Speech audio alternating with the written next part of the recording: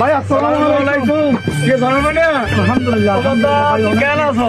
অনেকদিন পর দেখা হইলো ভাই, ফেসবুকের সাথে পরিচয় তো দেশে বাড়ি ভাই। আমার দেশের ভাই হলো নোয়াখালী মাইজ দিছি।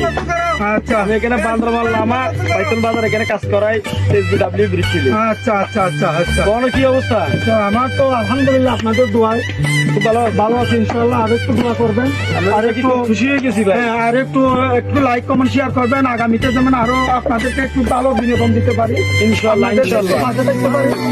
এগুলো সব আপনার লেবারাই। ওই আপনার ওই একা আপনার এই আগুন করতেছে।